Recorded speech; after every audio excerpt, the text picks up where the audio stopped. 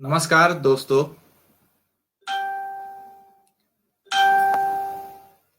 Facebook page news platform dot in में आप सभी का हार्दिक स्वागत है।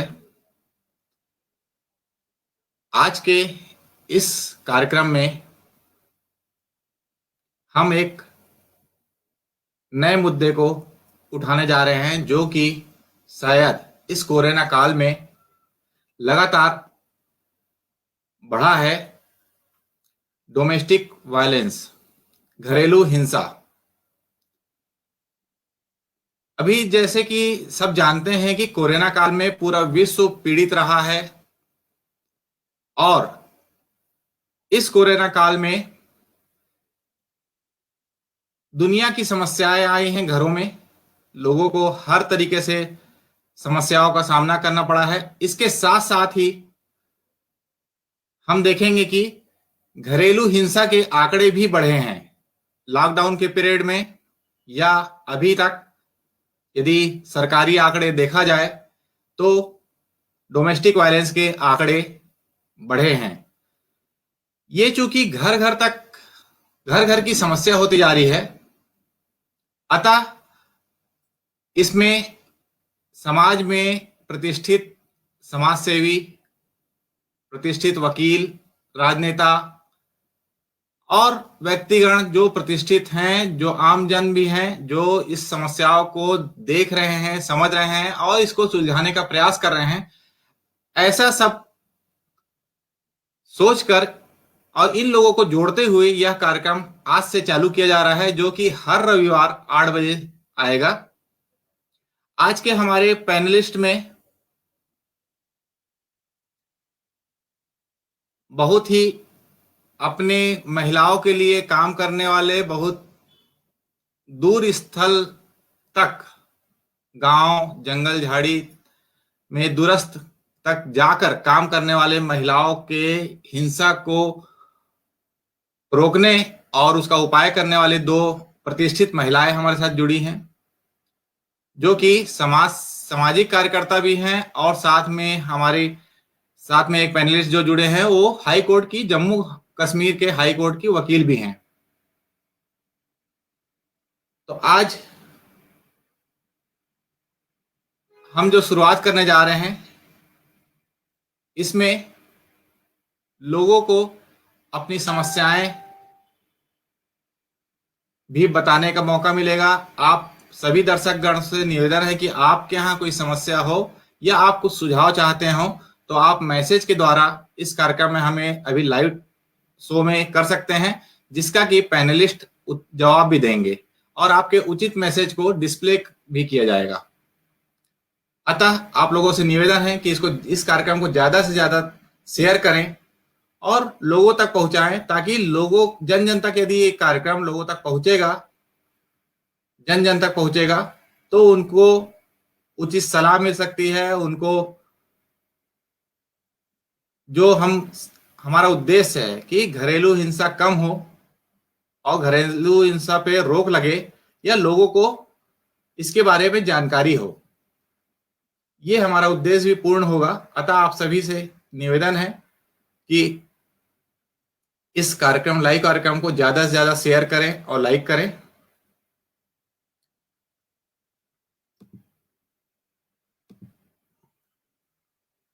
जैसा कि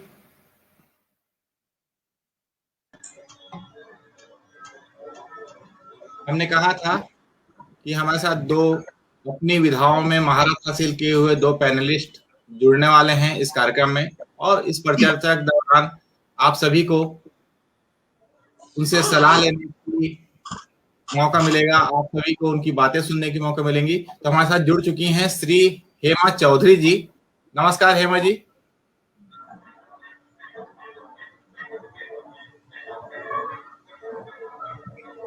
हेमा चौधरी जी के बारे में मैं पहले परिचय बता चुका हूं कि आप जम्मू कश्मीर के हाई कोर्ट की वकील हैं और जो इन्होंने महिलाओं के लिए काम किया है वो काफी सराहनीय है। तो मैं ज्यादा ना बोलते हुए आपके ही मुख से लोग दर्शकों को सुनाना चाहूंगा कि शुरुआत से ही आपने क्या किया है और आप अभी क्या कर रहे हैं और आने वाले समय में क्या करने का उद्देश्य है। तो हेमा जी नमस्कार, आपका स्वागत है इस कार्यक्रम में। आप शुरुआत करिए कुछ अपने उद्बोधन से कि आप महिलाओं के लिए या घरेलू हिंसा में क्या कर रही हैं अभी। जी, नमस्कार दर्शकों। मैं सबसे पहले ये बताना चाहूँगी कि मुझे तकरीबन 24 वर्ष हो गए हैं एज़ एडवोकेट, और मैं जम्मू में प्रैक्टिस करती हूँ। और इसके अलावा मैं भारतीय स्त्री शक्ति और नारी शक्ति से भी जुड़ी हुई हूँ, उनकी मेंबर हूँ। और उसी के तहत मैं कोशिश कर रही हूँ कि महिलाओं की किस तरह से हेल्प की जाए। क्योंकि मैं एडवोकेट हूँ तो मैं कोशिश होती है कि उनको लीगल एड मेरी तरफ से मैं उनकी कानूनी तौर पे कैसे सहायता कर सकती हूँ। अगर उनके लिए अगर कोई केस फाइल करना है और वो इस पोजीशन में नहीं है कि वो केस फाइल कर सकते हैं, तो मैं उनके अपने एक्सपेंसेस पे उनके केसेस फाइल करती हूँ और उनको लड़ती हूँ और कोशिश करती हूँ कि उनको इंसाफ मिले। इसी तरह से मैं जैसे स्टेट लीगल अथॉरिटी की भी रिटेनर लॉयर काफी दफा रह चुकी हूँ। और उसके तहत भी चूंकि जो महिलाएं हैं उनकी कैटेगरी है कि महिलाओं को भी लीगल एड जो है, फ्री लीगल एड जिनको जरूरत है उनको दिया जाए, तो उनको दिया जाता है। तो उस तरीके से भी मैंने काफी महिलाओं के केसेस जो है किए हैं और कोशिश की है कि उनको इंसाफ मिले। जी हेमा जी।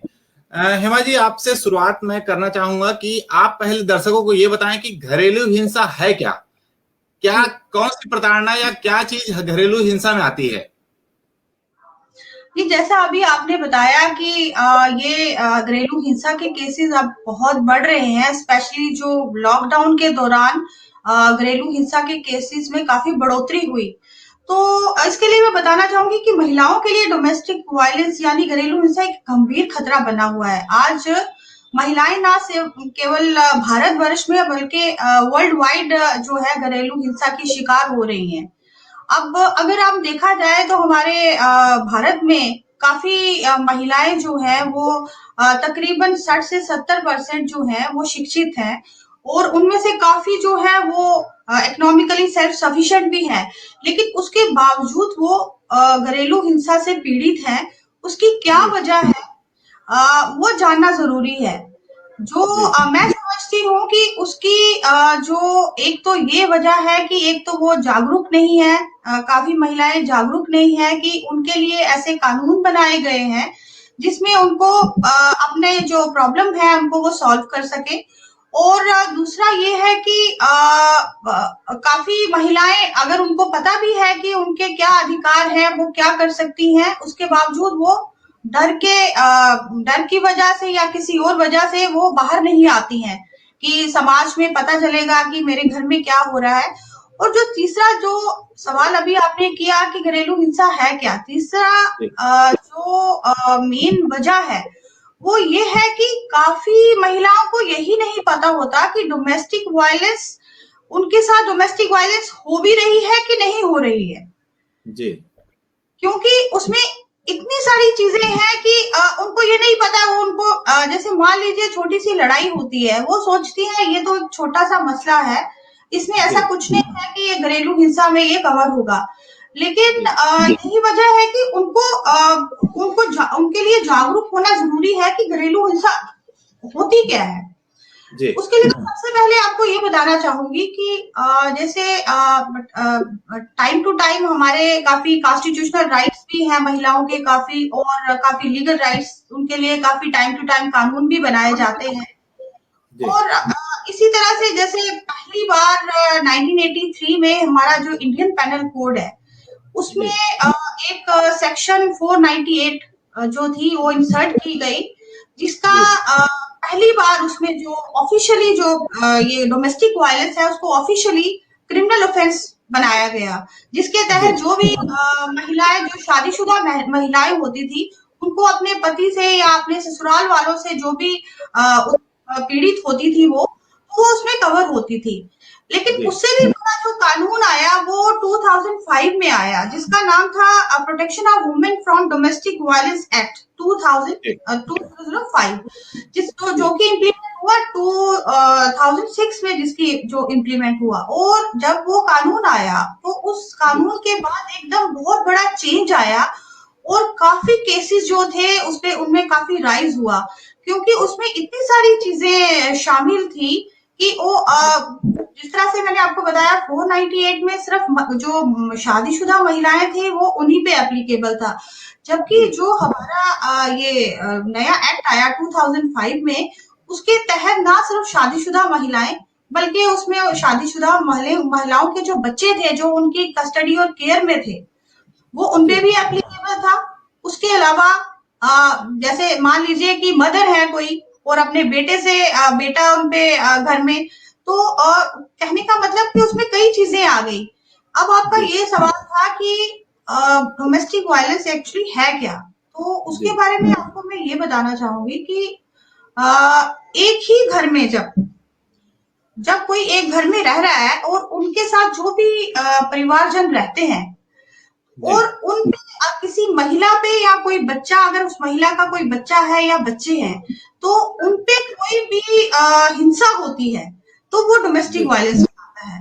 वो महिला चाहे अपने पेरेंट्स के घर में रहती है या अपने ससुराल में रहती है या वो लिव इन रिलेशनशिप में रहती है, वो किसी भी घर में रहती है, तो वो जो है डोमेस्टिक वायलेंस के उसमें आते हैं।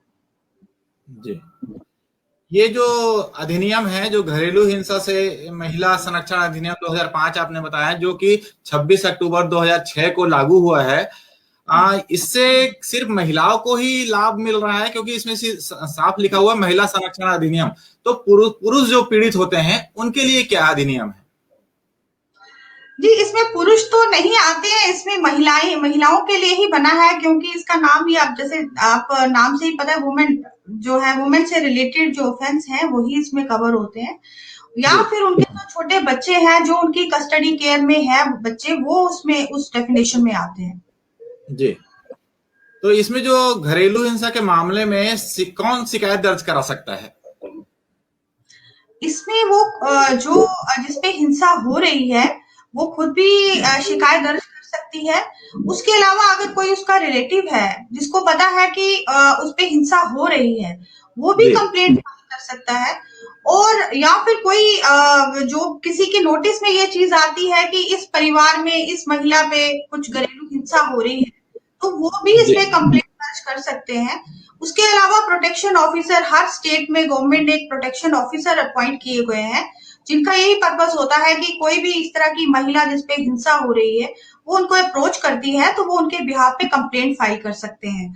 उसके बाद उसके अलावा और भी सर्विस प्रोवाइडर होते हैं, जैसे सर्विस प्रोवाइडर जैसी कोई ऑर्गेनाइजेशंस हैं जो कि सिर्फ महिलाओं के हक के लिए ही लड़ाई लड़ती हैं और जो लीगली रजिस्टर्ड होती हैं, वो सर्विस प्रोवाइडर जो है वो भी इस तरह का काम करते हैं, और कोई भी महिला जिसको ये हिंसा होती है वो उनको भी अप्रोच कर सकते हैं और वो उनके बिहाफ पे कंप्लेंट दर्ज कर सकते हैं। और अगर कोई महिला खुद इस पे कंप्लेंट फाइल करना चाहती है, वो डायरेक्ट पुलिस स्टेशन जा सकती है, पुलिस को भी अपनी कंप्लेंट दे सकती है और वो मजिस्ट्रेट को भी डायरेक्टली कंप्लेंट अपनी फाइल कर सकती है। जी, तो आपने काफी अच्छी बातें बताई जो शायद दर्शकों को काफी पसंद आ रही होगी, क्योंकि यदि वो कोई पीड़ित होगा तो उनको काफी राहत भी मिलेगी इससे। इसमें मैं एक चीज मुख्य बात आपसे और पूछना चाहूंगा कि केस दर्ज कराने पर अदालत से क्या अपेक्षा की जा सकती है? क्या अदालत में लंबा केस चलता है, सालों साल चलेगा, या जल्दी राहत मिलती है? जी देखिए, कानून में तो ये है, कहता है कि जब कंप्लेंट आपकी दर्ज होती है तो आपको 3 दिन के अंदर उस मजिस्ट्रेट को, जो कंसर्न मजिस्ट्रेट है, उसको 3 दिन के अंदर जो प्रोसेस है उसका इशू करना चाहिए, यानी कि कंप्लेंट का जो प्रोसेस है, प्रोसीजर है, वो स्टार्ट कर देना चाहिए। और इसकी कुल अवधि जो है वो 60 दिन के अंदर अंदर वो जो कंप्लेंट है वो डिस्पोज ऑफ हो जानी चाहिए। लेकिन ऐसा होता नहीं है, देखने में लिखा तो है लेकिन ऐसा होता नहीं है, नॉर्मली केसेस बहुत लंबे चले जाते हैं, तो उसमें भी थोड़ा सा कार्य करने की जरूरत है। जी, इसमें सबसे बड़ी बात ये आती है कि जब महिलाएं खासकर वैसे भी घरेलू होती हैं ज्यादातर, और आजकल तो वैसे कामकाजी महिलाएं भी हो गई हैं, पर फिर भी वो ज्यादा पीड़ित होती हैं, ऐसा देखा जाता है। परंतु कई महिलाएं जो इस कानून का गलत उपयोग भी करती हैं, उनके लिए क्या करना चाहिए? देखिए, ये तो कोर्ट डिसाइड करती है, क्योंकि कोर्ट जो भी डिसाइड करती है वो एविडेंस के बेस पे ही करती है। तो जी अगर उसके रिगार्डिंग कोई एविडेंस, वो केस प्रूव होता है, तो तभी कोर्ट जो है वो केस उसके फेवर में होगा। अदरवाइज जी तो अगर केस उसका दिखाई देता है कि झूठा केस है, तो कोर्ट भी बिना एविडेंस के कुछ भी नहीं करेगी। जी। और जो अदालत में जो क्या है, देखिए हाई कोर्ट में वकीलों की फीस काफी होती है। तो एक जो घरेलू महिला है वो फीस कहाँ से लाएगी, वो कैसे करेगी वकील, उसके लिए क्या सुविधा होती है अदालत की तरफ से? जी, एक तो इस एक्ट में भी ये प्रोवाइडेड है कि इसमें फ्री लीगल एड जो है, free legal aid and medical aid, दोनों चीजें प्रोवाइड की जाती हैं। तो इसके अलावा अगर, जैसे मैंने आपको बताया कि मैं retainer lawyer state legal authority की रह चुकी हूँ, तो जी उसमें भी जो लोग अपना जो खर्चा कोर्ट में केस फाइल करने का, या काउंसिल फी नहीं दे सकते हैं, या कोई काउंसलिंग लेना चाहते हैं और उसकी फी नहीं पे कर सकते, तो उसके लिए कैटेगरीज बनाई गई है कि कौन कौन लोग जो है वो फ्री लीगल एड ले सकते हैं। तो उसमें जी महिला एक जो है, एक वन ऑफ द कैटेगरीज में वो महिला भी आती है। तो वो, अगर महिला को लगता है कि वो नहीं अफोर्ड कर सकती कोर्ट में जाना और खर्चा नहीं अफोर्ड कर सकती, तो वो इस एक्ट के अंडर भी, और अगर चाहे तो वो स्टेट लीगल अथॉरिटी को अप्रोच करके वहां पे वो उनको मुफ्त में जो वकील देते हैं, जो उनका जी केस मुफ्त लड़ते हैं। जी। जी। तो मुफ्त में तो सरकार देती है, और पर यह है कि यदि महिला घर से बाहर निकलने की इजाजत ना हो, घर आखिर उसका एक पैमाना पैमाना रहता है कि आप इतने दूरी तक ही रह सकते हैं या इस घर में रहेंगे, वो बाहर वकीलों से कैसे मिलने जाएंगी, अपने बारे में पूरी बात कैसे, सबूत कैसे इकट्ठा करके देंगी? देखिए, एक तो ये इसमें जरूरी नहीं है कि वो खुद ही बाहर जाके केस फाइल करे, उसके तरफ से कोई भी रिलेटिव जो है वो फाइल कर सकता है केस। और रही सबूत की बात, तो जैसे मेडिकल एड है, या क्योंकि अगर कोई किसी के, मान लीजिए, इसमें सबसे जरूरी चीज जो मैं आपको बताना चाहूंगी कि इसमें कैटेगरीज मैं बताना चाहूंगी कि क्या क्या कैटेगरी, मतलब क्या क्या ग्राउंड्स है जिस ग्राउंड पे डोमेस्टिक वायलेंस को हम कहेंगे कि ये डोमेस्टिक वायलेंस का केस है। इसमें जैसे आ जाता है फिजिकल वायलेंस, उसके अलावा सेक्सुअल वायलेंस है, फिर वर्बल एंड इमोशनल वायलेंस है, और इकोनॉमिक वायलेंस है। तो जी जैसे फिजिकल वायलेंस है, तो उसमें जैसे कोई मारपीट करता है उस महिला के साथ, या अगर उसका कोई बच्चा है या उसके बच्चे हैं और जो उसकी कस्टडी और केयर में है, उनके साथ कोई मारपीट करता है, उनको थ्रेटन करता है, उनको मतलब सिर्फ मारपीट काफी नहीं है, जैसे उनको धक्का दे देता है, उनको जी मतलब पंच कर सकता है, कुछ भी कर सकता, पुश कर दिया, तो ये सारी चीजें जो है ये फिजिकल वायलेंस में आ जाती हैं। इसी तरह से सेक्सुअल वायलेंस में, जैसे चाइल्ड सेक्सुअल अब्यूज है, वो इसमें आ जाता है। फिर उसके बाद जैसे वर्बल एंड इमोशनल वायलेंस है, तो जैसे किसी को आपने इंसल्ट कर दी, या किसी को किसी नाम से बुला के चिढ़ाना, या दहेज की डिमांड करना, फिर जी इसी तरह से जैसे किसी कैरेक्टर के बारे में, उसके कैरेक्टर के बारे में लांछन लगाना। फिर जो मेन चीज है, जैसे स्कूल जाने से रोकना, बच्चा है अगर उसको स्कूल जाने से रोका जाता है कि ये पढ़ाई नहीं करेगा या करेगी, तो भी वो जी डोमेस्टिक वायलेंस में आएगा। और वो महिला अगर कोई शिक्षा ग्रहण करना चाहती है और उसमें भी वो रोकता है, तो वो भी, उसमें भी घरेलू हिंसा के उसमें डेफिनेशन में वो आएगा। इसी तरह से जैसे कोई महिला काम करना चाहती है, इकोनॉमिक, जैसे इकोनॉमिक वायलेंस है, उसमें जैसे कोई महिला काम करना चाहती है और उसको काम नहीं करने दिया जाता, उसको सेल्फ सफिशिएंट नहीं बनने दिया जाता, तो वो भी घरेलू हिंसा का एक हिस्सा बन जाता है। या किसी जी की, जैसे महिला कोई काम कर रही है और उसकी सैलरी है, वेजेस है, वो उसका जबरन ले लेना उससे, या फिर उसको अगर वो इस काबिल नहीं है कि वो अपने लिए कुछ अर्न कर सके, तो उसको मेंटेनेंस से डिप्राइव करना, यानी कि उसको जो बेसिक उसकी जरूरतें हैं वो भी पूरी ना करना, जैसे खाना, कपड़ा, बच्चे के कपड़े, वो सब चीजें जो है अगर नहीं होती, तो उसको भी हम डोमेस्टिक वायलेंस की डेफिनेशन में आते हैं। जी। इसमें घरेलू हिंसा की जो अधिनियम पारित हुआ है उसमें जैसे धारा 4 है, धारा 5 है, धारा 10 है, इनके बारे में कुछ आप बताना चाहेंगे? आ, देखिए, इसमें तो सबसे पहले तो हमें ये देखना है कि इसमें क्या-क्या प्रोविजंस हैं और अगर आप कहते हैं कि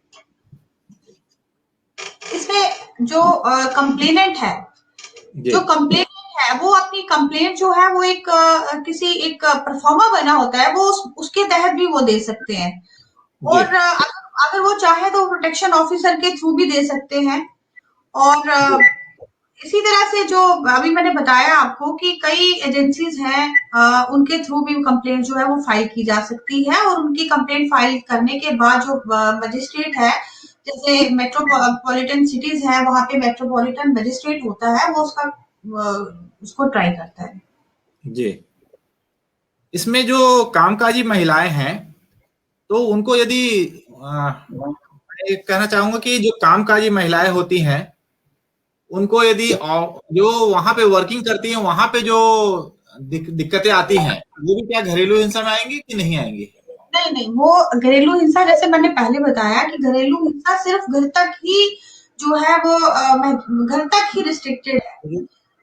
घर में चाहे वो इवन अगर किसी लिव इन रिलेशनशिप में भी रह रही है, अगर वो मान लीजिए वो महिला जो है वो किसी की वाइफ नहीं है, किसी की बहन नहीं है, बेटी नहीं है, तब भी वो अगर किसी लिव इन रिलेशनशिप में रह रही है, जैसे मान लीजिए किसी ने सेकंड मैरिज की है, तो उसकी जी मैरिज जो है वो तो इलीगल है, लेकिन फिर भी वो घरेलू हिंसा के उसमें आते हैं। लेकिन घर से बाहर जब पैर निकालती हैं, हाँ, अगर उसका पति अगर उसको घर से बाहर निकाल देता है और वो कंप्लेंट फाइल करती है, तो उसको घरेलू हिंसा में आएगा। लेकिन जो ऑफिस में या घर से रिलेटेड जो ना हो, उसको घरेलू हिंसा में वो नहीं आएगा। इसमें आपने महिलाओं की चर्चा की है, इसमें मैं पूछना चाहूंगा कि पुरुषों के लिए क्या हक है, पुरुष जो प्रताड़ित होते हैं उनके लिए क्या नियम है? और क्योंकि पुरुष के ऊपर कोई विश्वास नहीं करता, पर पुरुष भी प्रताड़ित होते हैं, तो इनके लिए क्या हम आपका विचार है, आप व्यक्त करें। देखिए, पुरुष में तो जैसे कोई पिता है, अगर कोई फादर है और वो इस काबिल नहीं है कि वो अपने आप को मेंटेन कर सके, तो वो अपने बेटे से मेंटेनेंस क्लेम कर सकते हैं। इसके अलावा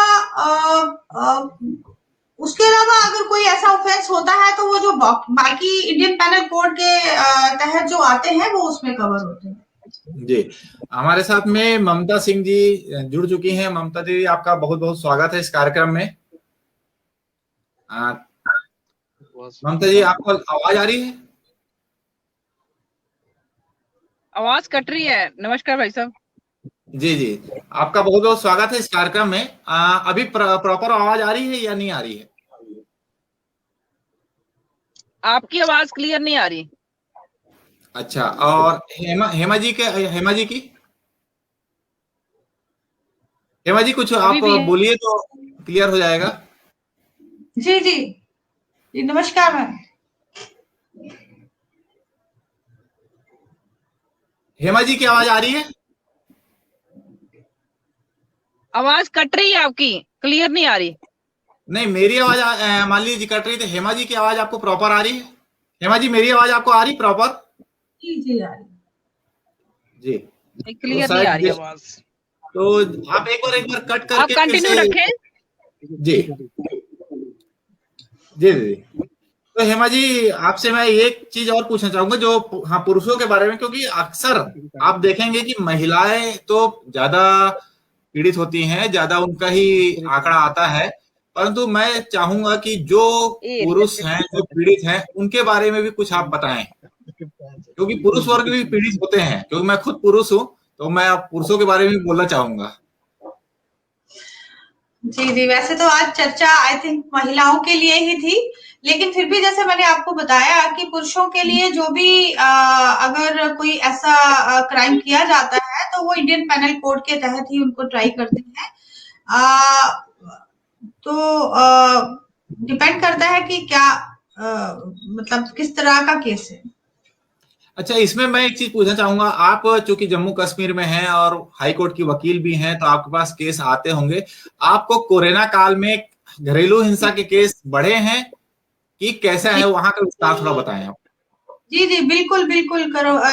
ये जब इस पे लॉकडाउन के दौरान इन केसेस में काफी ज्यादा बढ़ोतरी हुई और उसका रीजन ये था कि कुछ तो फाइनेंशियल प्रॉब्लम्स थी, इस वजह से भी इन केसेस में काफी राइज हुआ।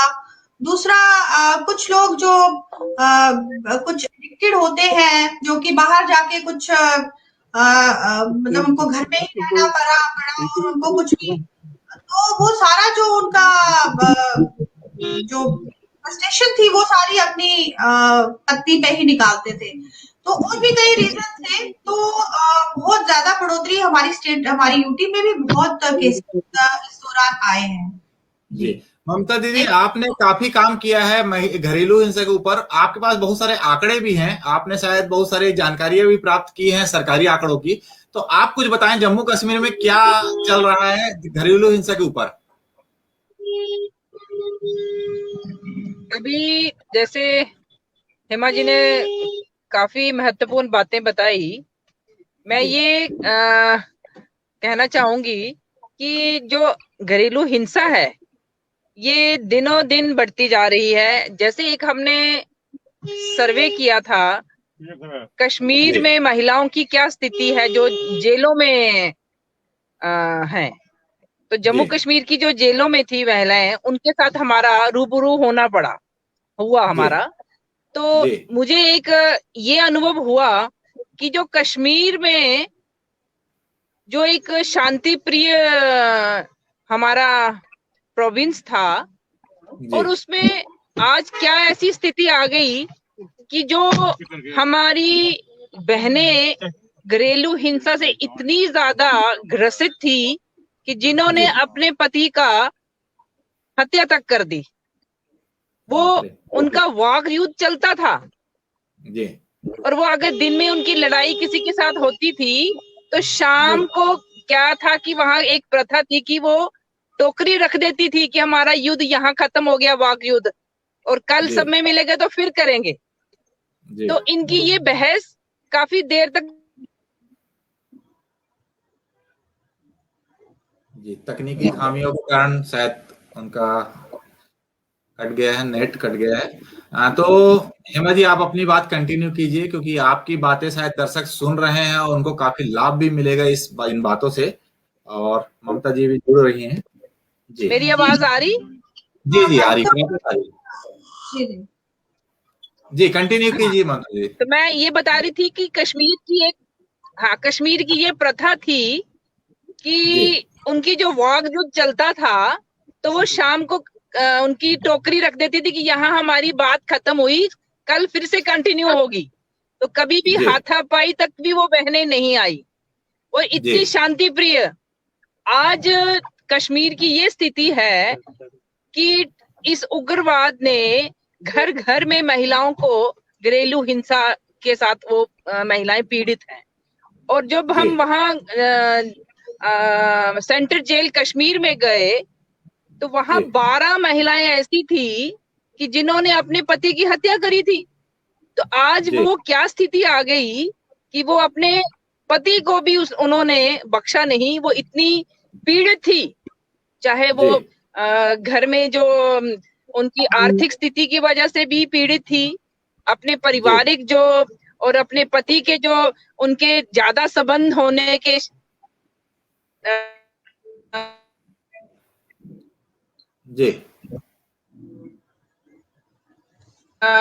अफेयर्स जो थे उनके साथ पारिवारिक में अपनी किसको असर पड़ा, ये महिला ही इसके साथ ग्रसित थी। तो आज वो महिलाएं जो है हमें 10 ही बहनों ने अपना इंटरव्यू दिया। तो आप ये सोचिए कि जो एक शांति प्रिय होने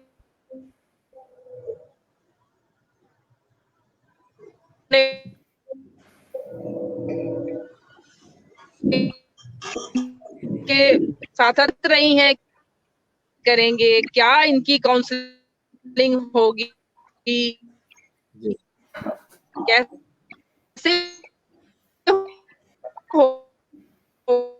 होगा। और आज हम जब मेरी आवाज, हेलो, आवाज ब्रेक हो रही है बीच में। जी फिर भी कंटिन्यू कीजिए, आपका आ रही है, बीच में ब्रेक हो जाती है।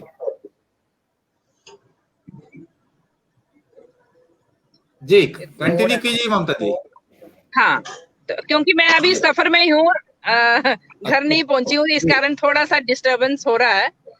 तो अच्छा जी जी, हाँ continue और कीजिए, कोई दूसरा, बात जब हम लॉकडाउन में थे उन नहीं। जी दौरान भी हमारा एक हमने फोन पे ही सारा एक सर्वे किया था कि जी महिलाओं की कितनी सारी इस टाइम में घरेलू हिंसा बढ़ी है।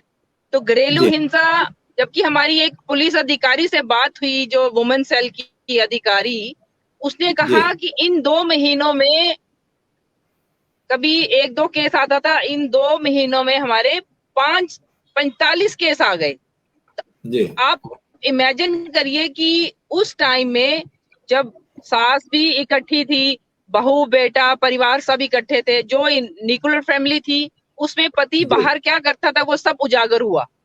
तो जी महिला को ये सब चीजें उन्हीं दौरान पता लगी, तो इससे घरेलू हिंसा में बहुत ज्यादा वृद्धि हुई।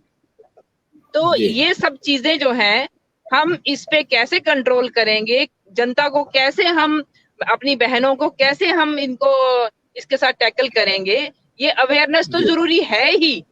हमें इस पे जी काफी सारी काम करना पड़ेगा, मेरा ये कहना है जी। जी। मैं हेमा जी के पास आऊंगा कि आपने देखा कि काफी अच्छा ममता जी ने बताया, आंकड़ों के साथ में बताए हैं कि वहां पे घरेलू हिंसा के आंकड़े बढ़े हैं। उन्होंने शायद सर्वे भी किया है, जेल भी जा चुकी हैं, जेल की कैदी महिलाओं से मुलाकात भी की है। तो आपके पास में जो आते हैं जो कैदी या जो पीड़ित लोग, पीड़ित वर्ग, तो आप उनको कैसे ट्रीट करती हैं? पहले क्या सलाह देती हैं कि पहले सुलझाने का प्रयास करती हैं कि सीधा केस दायर करती हैं? हेमा जी। देखिए, जिन केसेस में तो काउंसलिंग की जरूरत होती है, जी जिसमें कुछ गुंजाइश होती है कि हाँ, दोनों पार्टीज में कुछ समझौता हो सकता है।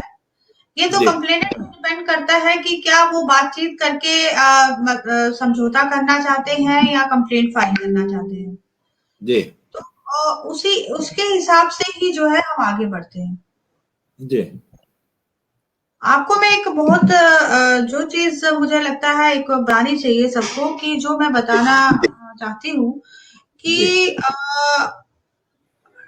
कौन कौन लोग हैं जो कि एक ही घर में रहते हुए, क्योंकि हमारा हम लोगों को यही सोच है कि हम पति पत्नी घर में रहते हैं या ससुराल वाले रहते हैं, तो उनपे ही जो है डोमेस्टिक केस वायलेंस का जो है केस किया जा जी सकता है। लेकिन ऐसा नहीं है। जैसे मैं आपको बताना चाहूंगी, जैसे ब्लड रिलेशनशिप है, जी उसमें जैसे माँ अपने बेटे पे, अगर माँ पे कोई हिंसा होती है, हिंसा जिस तरह से मैंने कैटेगरीज बताई कि हिंसा में क्या क्या चीजें आती हैं, इवन इकोनॉमिक वायलेंस जो है वो भी आ सकती है, उसमें फिजिकल भी आ सकती है, और मतलब इमोशनल वो भी आ सकता है। तो माँ जो है वो भी अपने बेटे पे केस कर सकती है। इसी तरह से फादर डॉटर, अब मान लीजिए कोई घर में किसी बेटी को जबरदस्ती किया जा रहा है कि आपको शादी करनी ही है, और बेटी कहती है मुझे शादी नहीं करनी है, तो वो भी डोमेस्टिक वायलेंस में आता है। इसी तरह से बेटी अगर कहीं पे शादी करना चाहती है और उसको रोका जाता है, तो उसको भी डोमेस्टिक वायलेंस में आएगा। या फिर जी किसी उसको फोर्स किया जाता है कि एक पर्टिकुलर पर्सन से ही शादी करनी है, ये चीज भी डोमेस्टिक वायलेंस में आएगी।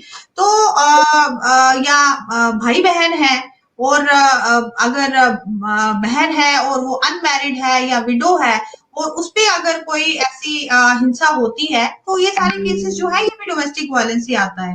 इसके अलावा जैसे मैरिज, अगर कोई मैरिड वुमेन है और वो अपने ससुराल में रहती है, तो वो जी अपने सिर्फ पति, अगर पति हिंसा करता है पति पे कर सकती है, अगर उसके फादर इन लॉ है वो हिंसा करते हैं, या मदर इन लॉ करती है, या सिस्टर इन लॉ करती है, या और जो उसके रिलेटिव्स हैं वो हिंसा करते हैं, तो वो और सब जो है उनपे डोमेस्टिक वायलेंस जो है कंप्लेंट उनके अगेंस्ट फाइल की जा सकती है। इसी तरह से वायलेंस। जैसे जी जी जी बताइए। इसी तरह से जैसे कुछ लोग लिव इन रिलेशनशिप में रहते हैं, तो जी उनका कोई आपस में कोई रिलेशन नहीं होता है लीगली, लेकिन वहां पे कोई ऐसी हिंसा होती है तो वहां भी फाइल किया जा सकता है।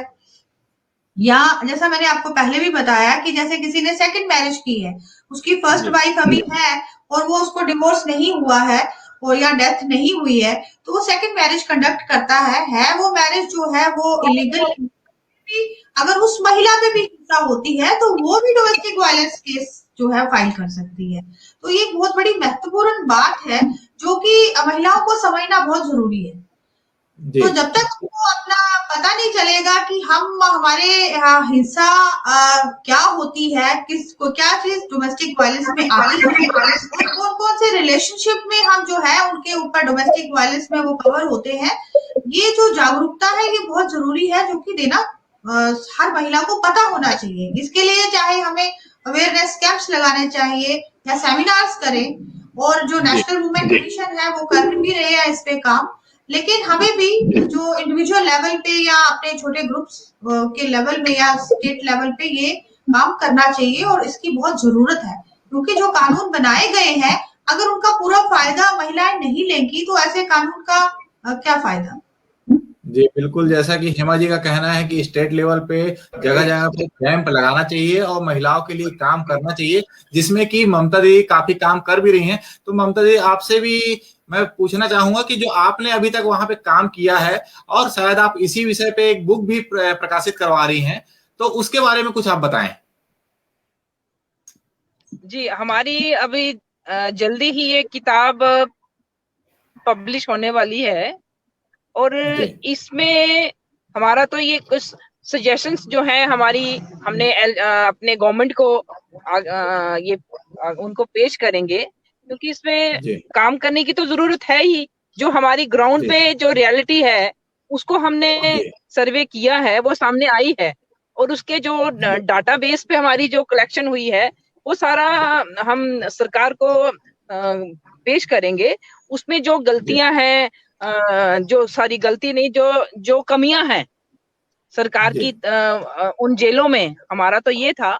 अब ये उनको सुधार कर सकते हैं कि जेलों में हमने देखा कि काफी उनकी जो स्थिति है, उनकी जो बेडिंग है, उनकी जो शौचालय है, खाना पीना जो है, उनके रहने की व्यवस्था है, तो ये सब चीजों में सुधार और भी होने की आवश्यकता है। और जैसे ओपन जेल्स, इस तरह से हमने उनको कहा कि अपना वो पश्चाताप कैसे कर पाए। अगर वो जेल में है तो वो जेल में रहते हुए उसमें ओपन जेल्स जैसे वो सारी व्यवस्था खुद करें। जैसे एक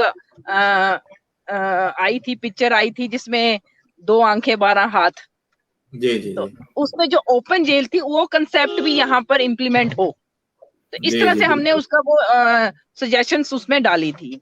दूसरा जो ये डोमेस्टिक वायलेंस की जो हेमा जी ने डिटेल में बताया, इसमें जी भी कुछ ऐसे जैसे आपने क्वेश्चन किया कि जैसे कुछ जी ऐसे भी है कि जो कानून का गलत इस्तेमाल हो रहा है, जिनके जी साथ कई सास ससुर, कई महिलाएं जो हैं वो अपनी बहू से, कि वो जी उनका जो गलत दोनों साइड से ना होते हुए वन साइड व्यू जो जी है, इस तरह से जी उसके पर भी कानून में कुछ एडिशन होनी चाहिए। खासकर जो जी हमें कश्मीर में देखा कि वो तो उग्रवाद से ही ज्यादा महिलाएं जो हैं वो पीड़ित हैं, मैं जी ये कहूंगी। और जम्मू की जो बहनें हैं वो डोरी में जो है अपनी क्या बोलते हैं, डोरी के साथ काफी ग्रसित हैं, क्योंकि उसमें महिलाओं को पीड़ित करना कि भाई दहेज प्रथा जो है चल रही है आज तक भी। आज देश में दहेज के लिए जो दूसरे खुद भी लड़की चाहती है और माँ बाप जो है वो भी ज्यादा इसको बढ़ावा दे रहे हैं। तो वो जी आगे जाकर इसी की जो बढ़ती ही जा रही है। तो इसके अलग अलग पहलू हैं। जैसे हेमा जी ने बोला कि चाहे वो स्कूल में बच्चा ना जा रहा हो उसके बावजूद और भी बहुत सारे इसके आंकड़े आए हैं जिसमें हम आगे चलकर बात करेंगे।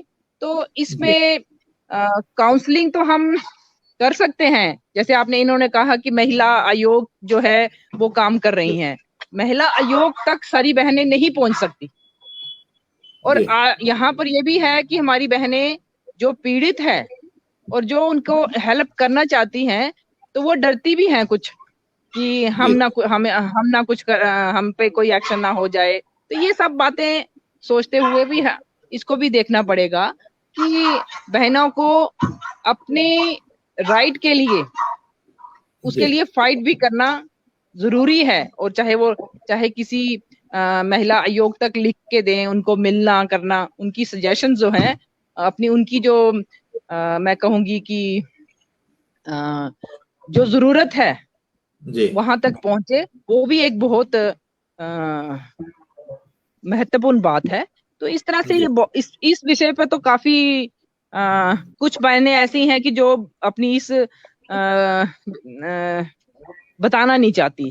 तो वो जी उस पे भी हम, अगर कोई मिल के बात करना बैठे, काउंसलिंग करना चाहे, तो वो हम उसमें कर भी सकते हैं, उसमें साथ भी देंगे उसका। जहां तक उसको जरूरत है, चाहे वो वुमेन सेल में जाना है, तो इस ये ऐसे जो है उसकी पूरी मदद हो सकती है। जी जी आपने काफी अच्छी बात बताई। इसी चर्चाओं में एक मेरे मन में सवाल आया कि कोई मान लो महिला यदि उसी घर में है और उसी घर में प्रताड़ित है, उसका कोई दूसरा घर नहीं है, तो वो उसी घर में रहते हुए कैसे अपने प्रताड़ना का केस दायर करेगी और उसी घर में रहते हुए कैसे लड़ेगी? क्योंकि उसको घर वाले तो फिर प्रताड़ित करेंगे केस दायर करने पे। तो हेमा जी आपसे ये सवाल है कि जी आप क्या सुझाव देना चाहेंगे इसमें कि यदि उसके पास दूसरा घर नहीं है उस लेडी के पास में, और जो है महिला, तो जी वो उसी घर में रहते हुए और जो उसको पीड़ित किया जा रहा है, तो उसके उनके खिलाफ कैसे लड़ सकेगी?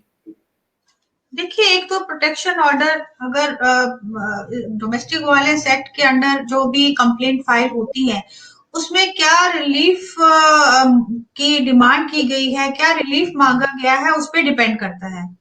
मान लीजिए जी कोई जैसे आपने पूछा कि जैसे कोई घरेलू, जैसे घर में एक ही घर है और उसमें उसको परेशान किया जा रहा है, तो उसके जी लिए वो प्रोटेक्शन ऑर्डर, कोर्ट जो है प्रोटेक्शन ऑर्डर उनको दे सकती है। या जैसे घर से बाहर निकाल देते हैं, तो जी रेजिडेंस ऑर्डर भी दे सकते हैं कि इनको उस घर में रहने दिया जाए। तो डिपेंड करता है कि वो क्या रिलीफ लेना चाहती हैं। जी नहीं, पर इसमें दिक्कत तो ये आएगी ना कि यदि उसी घर में रहेंगे तो प्रोटेक्शन कितना भी हो, आप जानते हो, हम भी जानते हैं कि प्रोटेक्शन नाम की सिर्फ चीज होती है, प्रोटेक्शन होगा नहीं, क्योंकि घर के अंदर पुलिस थोड़ी रहेगी उनके साथ साथ। घर के अंदर तो उनके परिवार वाले ही रहेंगे और उन्हीं परिवार वालों से उनको लड़ना भी है। तो ये कहाँ तक संभव है? देखिए, ये तो संभव हो भी सकता है। कई चीजें हैं, जैसे आप घर में कैमरास इंस्टॉल कर सकते हैं, या जो आस पड़ोस है वो लोग भी वॉच रखते ही हैं कि क्या इस महिला के साथ क्या हो रहा है। तो एक बार अगर कोर्ट ऑर्डर करती है, प्रोटेक्शन ऑर्डर देती है, तो वो उसमें अगर उसकी वायलेशन होती है, तो उसमें फिर जो कोर्ट है वो वायलेटर को, यानी जो भी वायलेट करेगा कोर्ट का ऑर्डर, उसको फिर 1 साल की सजा का प्रोविजन है कि उसको 1 साल की सजा मिल सकती है, या उसको फाइन भी हो सकता है, और दोनों भी हो सकते हैं, और मैक्सिमम लिमिट फाइन की 20,000 हो सकती है। चलिए काफी अच्छा आपने इसमें सजा का प्रावधान बताया। तो इसमें मिनिमम कितनी सजा होती है और मैक्सिमम क्या सजा होती है? नहीं, जैसे मैं बता रही हूँ, ये डिपेंड करता है क्या ऑफेंस है, लेकिन हाँ, कोर्ट का जो ऑर्डर होता है, अगर उसको नहीं मानते हैं, जैसे प्रोटेक्शन ऑर्डर कोर्ट देती है और उसको नहीं माना जाता है, तो उसके लिए 1 साल की जो सजा है उसका प्रावधान है, और उसके अलावा इसमें फाइन होता है। इसमें कोई सजा का प्रावधान, कोई पैमाना है?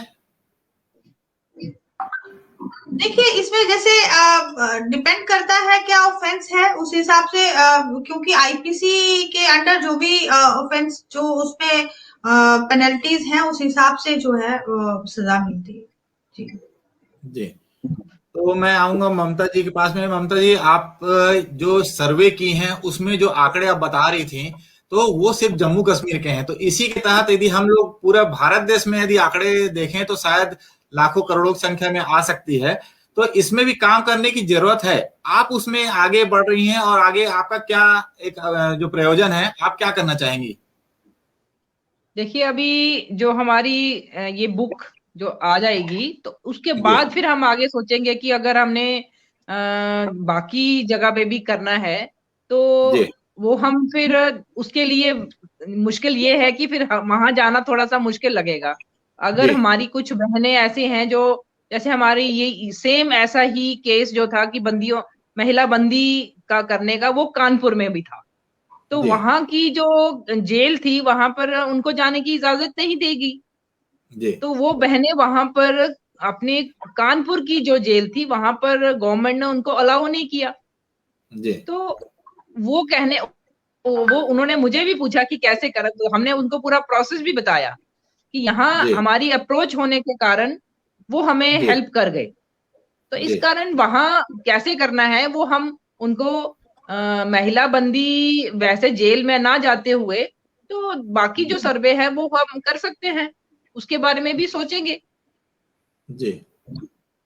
तो इसमें हमको पुलिस से क्या सहायता मिलती है या सरकार से क्या सहायता मिलती है? ऐसे काम करने पे हमको सहायता क्या मिलती है?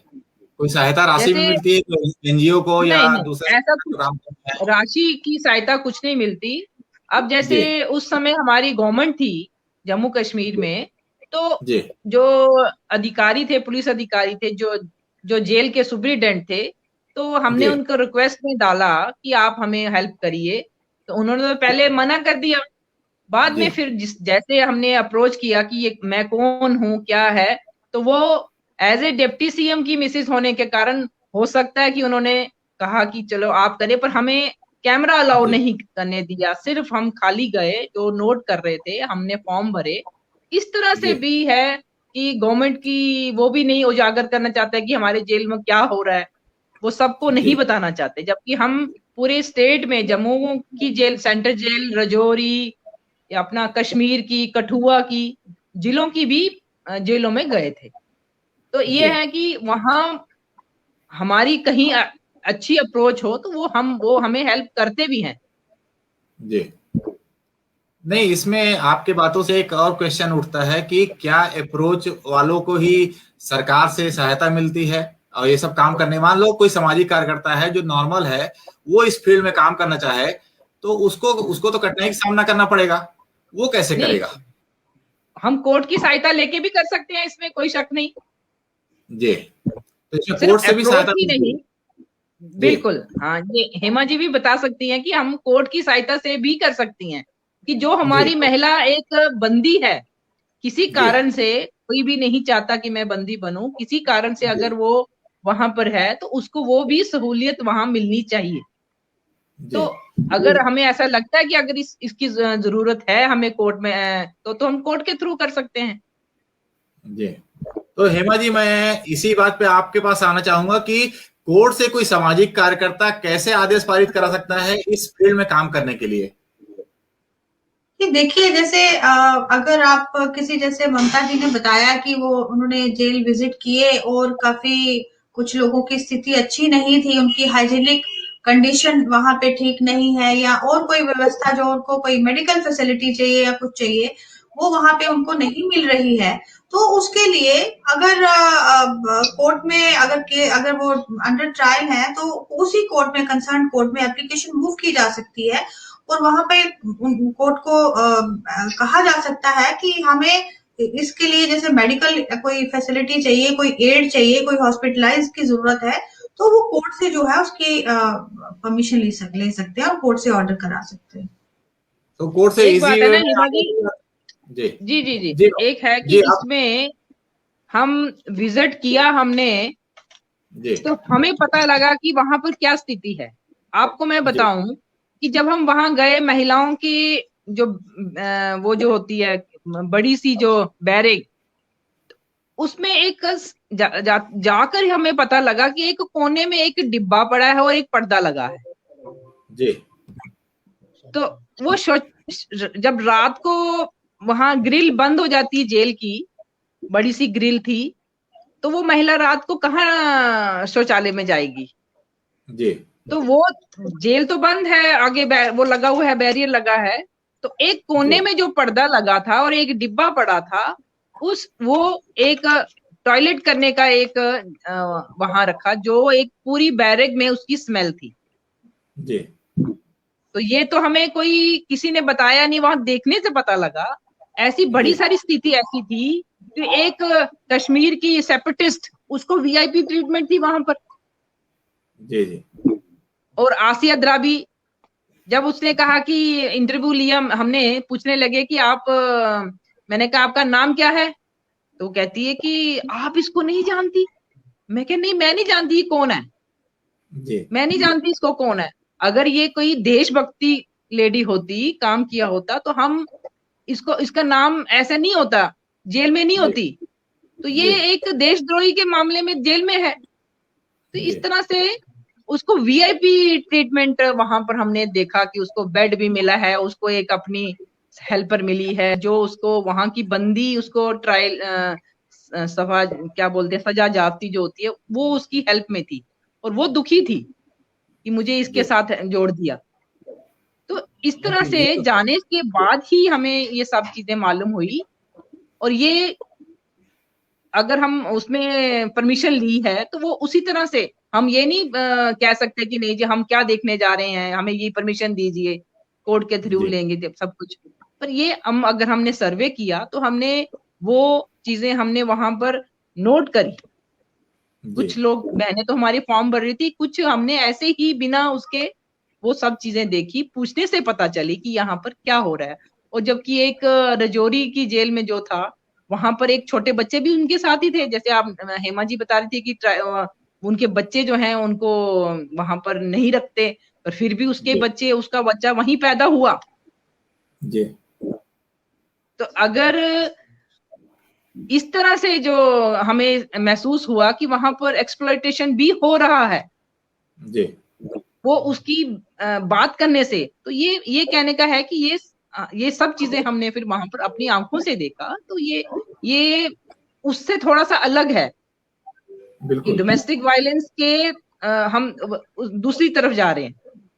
जी ठीक है ना, तो बिल्कुल, हमें आपका इस, कहना सही है कि हमें फील्ड में काम करने की ज्यादा आवश्यकता है। जब तक हम अपने आंखों से देखेंगे नहीं, फील्ड में काम नहीं करेंगे, तो बहुत सारी चीज हमें पता नहीं लग पाती, जिसपे हम जी जी सरकार को सुझाव दे सकते हैं।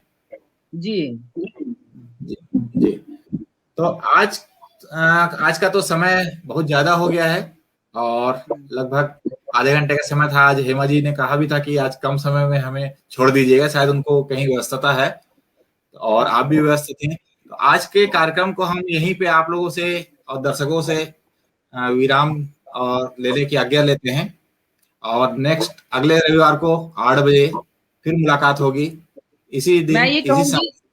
जी अगले टाइम में आप थोड़ा 9 बजे कर दें तो ज्यादा बेटर रहेगा। मुझे जैसे आज दिक्कत हुई, क्योंकि जी मैं सैटरडे संडे हम कहीं ना कहीं बाहर रहता है, तो इसलिए जी रास्ते में होने की वजह से वो लाइव नहीं आ रहा, जुड़ नहीं पा रही थी मैं। जी जी तो हम ठीक वो है। तो उसमें इस टाइम थोड़ा, हाँ जी तो आज शुरुआत थी, वैसे भी आज शुरुआत थी, तो शुरुआत में काफी अच्छी बातें भी आई, पता चली। हेमा जी ने काफी अच्छी अच्छी बातें बताई, लीगली जो बात होती है वो उन्होंने चर्चा की। आपने काफी अच्छी जो सामाजिक परिस्थिति वहां की है जम्मू कश्मीर की, और जो सामाजिक सरोकार है घरेलू हिंसा से, वो सभी बातें, जेलों के संबंध में बातें, अपनी पुस्तक के संबंध में जो आपने चर्चा की। और इसके साथ में हमारे साथ में जो दर्शक में जुड़े हुए हैं, सोनिका जी और अनिरुद्ध जी, अमर प्रेम जी और शास्त्री जी, इन सभी ने भी हमारे इस कार्यक्रम में दर्शक के रूप में मैसेज के द्वारा जुड़े हुए हैं।